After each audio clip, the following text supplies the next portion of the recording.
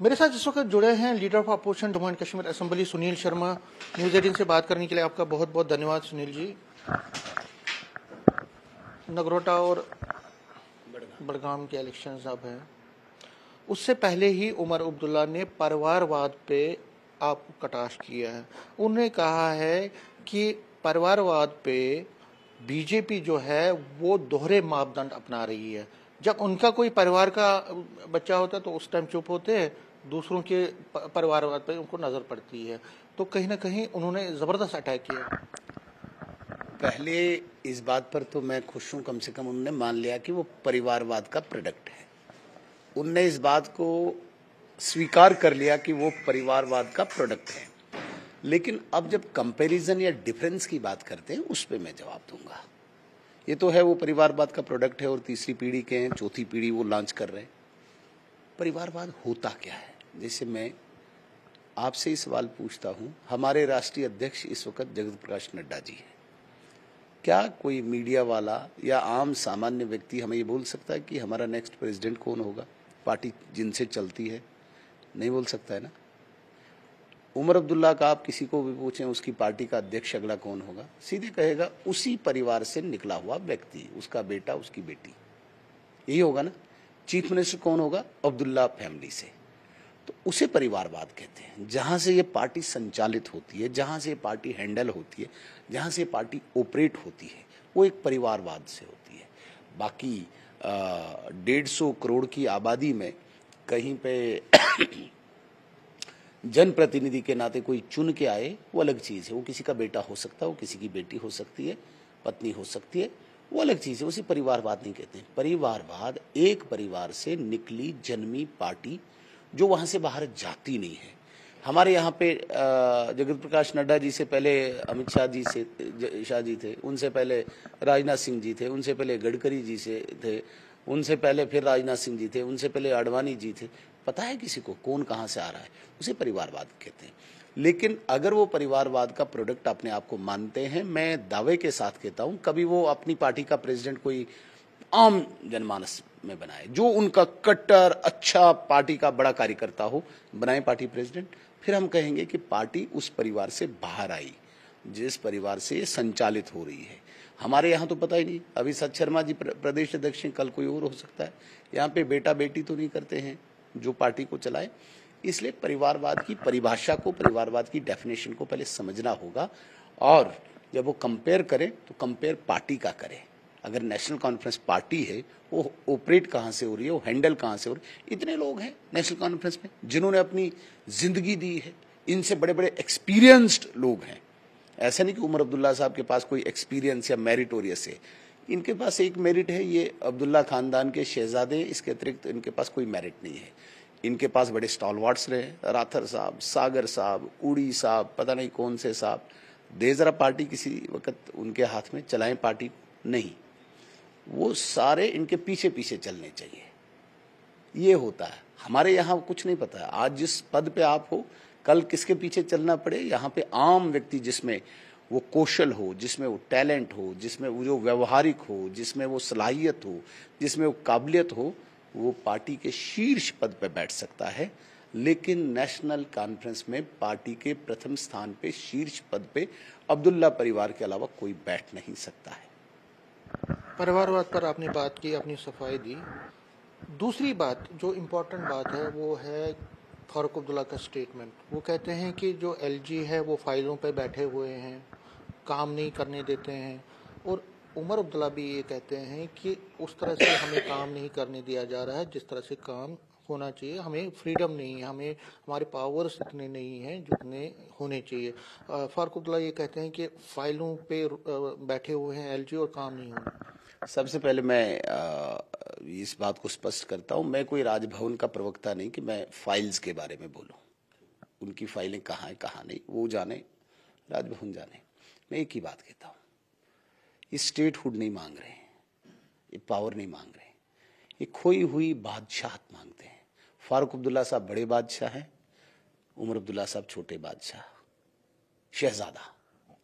और शहजादा जिस बैकग्राउंड से आया है उसे कतई भी इस बात को वो स्वीकार नहीं करेगा कि इस प्रकार की मुझे यूनियन टेरिटरी चाहिए। इसलिए वो बादशाहत, खोई हुई बादशाहत, जिनमें जिस वक्त वो चाहे पैलेट गन का ऑर्डर दे दे और यहाँ पे पहले हंगामा उठाए, यहाँ पे आतंकवादियों के जनाजों को ग्लैमराइज करें, फिर पैलेट चलाएं, कुछ की आंखें चली जाए, कुछ की जान चली जाए, कुछ की टांगें चली जाए, तो राजनीति करते रहे। वो अब बंद हो चुका है, क्योंकि आदरणीय अमित शाह जी ने जब से इस जम्मू कश्मीर की बागडोर संभाली है in terms of law and order, तब से वो चीज़ें नहीं चलती है। जो लॉ एंड ऑर्डर को अपने हाथ में लेगा उसे जेल पहुंचा दिया जाएगा, उसे अपनी जगह पहुंचा दिया जाएगा। ये वो नहीं करते थे, क्योंकि इनको क्रिमिनल, आतंकवादी, टेररिस्ट, इनसे कोई लेना देना नहीं था। ये लगे होते थे दूसरे ही जो इनकी पार्टी के विरुद्ध हैं, जो यहाँ पे थोड़ा सा भी अपना नाम कमा रहे हैं, उनके पीछे लगे होते थे। उस सारी चीज़ों के लिए इनके जो टूल्स होते थे वो टूल्स आजकल नहीं है। पैलेट गन इनके पास नहीं है, पीएसए इनके पास नहीं है, ये चीज़ें नहीं है जो आम जम्मू कश्मीर के सामान्य व्यक्ति को एक डरा धमका के इन्हीं के पास रखता था। इसलिए फारूक अब्दुल्ला साहब जो बड़े बादशाह हैं और उमर अब्दुल्ला साहब जो छोटे बादशाह हैं, जिन्हें हम शहजादा भी कहेंगे, वो अपनी खोई हुई बादशाहत को स्टेटहुड के रूप में देख रहे हैं, वापस चाहते हैं।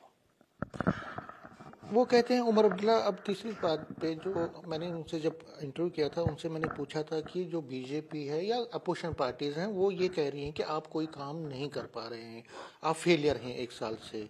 तो उन्होंने ये कहा कि देखिए मुझे 5 साल का मैंडेट है, बेचैन सिर्फ अपोजिशन है, वो तो होंगे ही, लेकिन लोगों को मैं ये कह रहा हूँ कि मेरे 1 साल में मैंने ये किया है, थोड़ा बहुत तो किया है, लेकिन बाकी काम जो है वो मैं करूँगा। उसमें उन्होंने डिलीवरी रूम का भी कहा, मुझे पता है उसका हमें अधूरा काम है वो करना है। बहुत सारी चीज़ें जो है वो हम 1 साल में नहीं बल्कि 5 साल में पूरा करके। बिल्कुल, पूरे 5 साल उनको दिए हमने और इंतज़ार कर रहे हैं। दूसरा साल चल रहा है, 2029 तक ही उनका कार्यकाल है।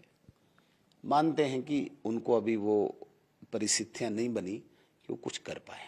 पहला प्रश्न मेरा न्यूज़ 18 के माध्यम से, समीर जी के माध्यम से, मुझे वो सूची एक दे दे या जनता को दिखाए जिस सूची में ये हो कि उन्होंने कोई काम किया हो। काम ये सारे एलजी के प्रशासन ने उठाए हुए हैं, उनकी कंप्लीशन पे जाके रिबन काट रहे हैं। इनका किया हुआ काम अभी कुछ नहीं है। हाँ, 1-2 काम इनने अच्छे किए, बड़े काम किए, बहुत बड़े बड़े काम, जिससे नेशनल कॉन्फ्रेंस की खोई हुई साख्त वापस आ गई। क्योंकि पिछले 5-6 साल यहाँ पे सरकार नहीं थी, तो साख्त खोई थी उन चीज़ों में। वो बड़ा काम किया इन्होंने, घोटाला किया, बहुत बड़ा स्कैम किया, करप्शन की। उसके लिए पूरी ताकत है, पूरी पावर है, उसके लिए स्टेटहुड की आवश्यकता नहीं इनको, याद रखना। एक सैंपल के नाते एक ही डिवीजन को लिया गया जहाँ पे सैकड़ों टेंडर्स हुए हैं, फ्रॉड हुए हैं, काम चल रहे हैं, और ऐसे तमाम जम्मू कश्मीर के डिवीजन्स में कितने स्कैंडल्स होंगे वो आएंगे। माइनिंग, उसमें जितने फ्रॉड हुए हैं ये उमर अब्दुल्ला साहब ने किए, इसमें कोई शक नहीं। ये काम उनके दौरान हुए और इसमें उनको स्टेटहुड लाने की ज़रूरत नहीं पड़ी। जब अपनी गाड़ियां खरीदनी थी उसके लिए भी कोई स्टेटहुड की आवश्यकता उनको नहीं पड़ी। तो मेरे कहने का मतलब है, जिन 5 सालों का वो हवाला दे रहे हैं कि 5 साल में वो बाकी काम करेंगे, चाहे डेली वेजर का करेंगे, दूसरे का करेंगे, तो 5 साल वेट करना था। करप्शन पहले ही साल क्यों की? करप्शन का बहुत बड़ा स्कैम पहले ही साल सामने क्यों आया? ये भी तो उनसे प्रश्न करो ना। लेकिन वो तो कहते हैं कि ये जो है वो कई चीज़ों का हवाला देते हैं। वो कहते हैं कि हमने जो बिलो पावर्टी लाइन है उनके लिए हमने फ्री पावर दिया, राशन दिया। उसके साथ साथ वो ये भी कहते हैं कि लेडीज़ के लिए जो फ्री बस सर्विस की, इसके साथ साथ जो माहाना मंथली जो वजीफ़ा है उसको बढ़ाया, और जो गरीब लड़कियां उनकी शादी के लिए जो मैरिज असिस्टेंस है उसको बढ़ाया, और भी कई वो कह रहे हैं। और कह रहे हैं कि धीरे धीरे सब कुछ, और सबसे बड़ी बात उसमें दरबार में भी वो इंक्लूड करते हैं कि ये भी एक बड़ी है। देखिए, जहाँ तक आप बीपीएल की बात करते हैं, मैं इसका खंडन करता हूँ। कोई बीपीएल को नहीं मिल रहा है। बीपीएल से भी नीचे एक कैटेगरी है, उसे एएवाई कहते हैं, अंत्योदय अन्न योजना के तहत जो आते हैं। अब आप मुझे बताइए, जाकर उनसे पूछो किसके घर में वो सूर्य मित्र बिजली, मुफ्त बिजली योजना का वो पैनल लगा है? अभी तक वो नहीं लगा है कहीं पे।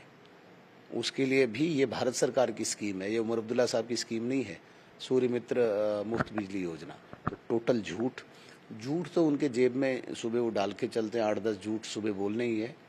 और उसी से काम चलाना है। मैंने पहले भी कहा, लेकिन लंबा हो जाएगा, इस परिवार को पूरी जम्मू कश्मीर के लोगों की नब्ज हाथ में है। क्लेवर परिवार, चतुर परिवार, इनको कोई लेना देना नहीं काम से। जिस फ्री बस सेवा की आप बात कर रहे हैं, कल इनके एक मंत्री कह रहे थे कि ये भी घाटा पड़ गया बंद करने, तो दिया क्या?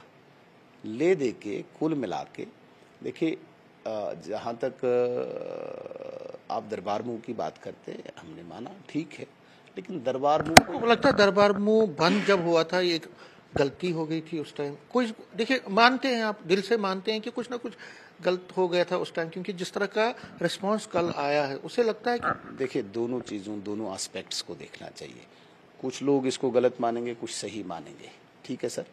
हम जो लोगों के हित की बात है, लोगों के हित को हम बिल्कुल अहित नहीं करेंगे, लेकिन बहुत सारे लोग अपना इस पे वक्तव्य देते हैं, कुछ किसी प्रकार से देते हैं, कुछ दूसरे प्रकार से देते हैं। हम क्यों बोले ये गलत हुआ था, या हम क्यों बोले हाँ इस वक्त लोग उसका स्वागत करते हैं, अच्छी बात है। लेकिन ये नहीं कि ये कोई उमर अब्दुल्ला साहब ने किया, ऐसा नहीं कि ये उन्होंने ही किया। इसमें स्वीकृति राज्यपाल महोदय ने दी होगी, ऐसा नहीं है। जिस राज्यपाल महोदय को ये कहते हैं, प्रपोजल तो उन्हीं का गया ना, इनिशिएटिव तो उन्हीं ने, ये काम नहीं करने देते हैं। हो सकता है उन्होंने गृह मंत्रालय से भी विचार विमर्श किया हो।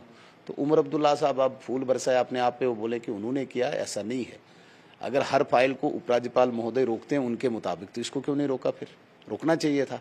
फिर उन्होंने ही, वो अपने ऑर्डर को नेगेट नहीं करते ना, तो यहाँ तक उनका झूठ साफ हो गया।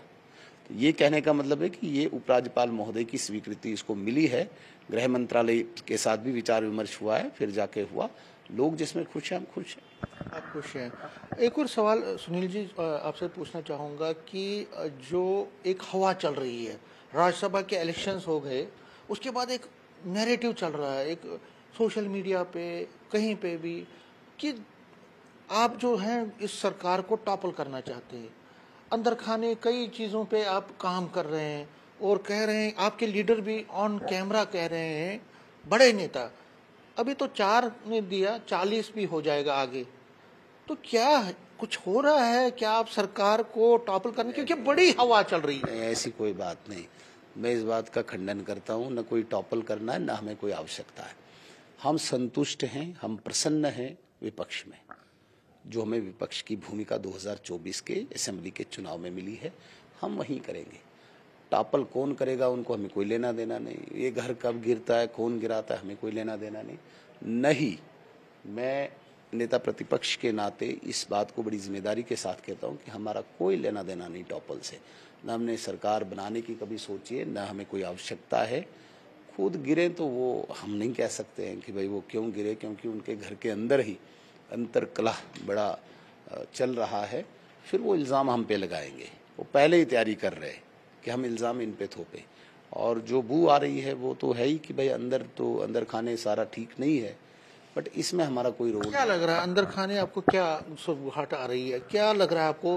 कितने लोग जो हैं यूँ कह रहे हैं कि 15 से 20 ऐसे विधायक हैं नेशनल कॉन्फ्रेंस में जो कहीं ना कहीं आगारोला जो बात करते हैं उसके साथ हैं, कहीं ना कहीं उनको सम्मान नहीं मिल रहा है। तो बीजेपी उस ताक में है कि कहीं ना कहीं उस पर नजर है आपकी? क्या लगता है, कोई है आपको? नहीं, हम उस पर नजर क्यों रखें? हमें क्या जरूरत है उन पे नजर रखने की, उनके घर की?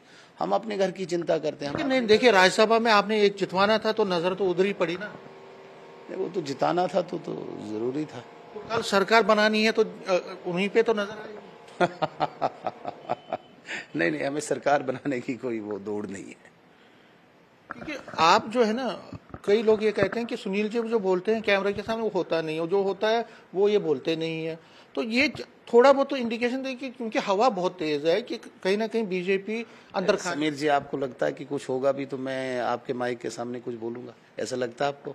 कुछ हो सकता है, अभी चाहिए, कुछ हो सकता है। नहीं, ये एथिक्स, राजनीति संभावनाओं का खेल है ना। नहीं, मैं कहता हूं कि मान लेते हैं कुछ हो भी, वैसे तो है नहीं। अगर होगा भी तो क्या आपको लगता है मैं कभी आपके कैमरे इसमें माइक पे ये चीजें बोलूं? तो नहीं, अच्छा, उस संदर्भ से पूछना चाहूंगा कि क्या आपको लगता है कि नेशनल कॉन्फ्रेंस के जो 4 जितने भी लोगों ने आपको सपोर्ट किया, क्या इस बिना पे किया कि उनको लगा कि गवर्नमेंट अच्छा कर नहीं रही है? डेफिनेटली, इसमें कोई शक नहीं। मैं तो कहता हूं कि भाई किसी को मोदी जी की छवि पसंद आती है, किसी को भारत की उन्नति और प्रगति पसंद आती है, किसी को भाजपा की पॉलिसीज पसंद आती है, और सबसे बड़ी बात है जो नेशनल कॉन्फ्रेंस के विरुद्ध एक माहौल वहाँ पे खड़ा हुआ है। जो एंटी इनकम्बेंसी 5 साल के बाद आनी चाहिए थी, वो एंटी इनकम्बेंसी 1 साल में आई। तो मुझे लगता है वही रुष्ट होने के कारण उन्होंने वोट दिया होगा हमें।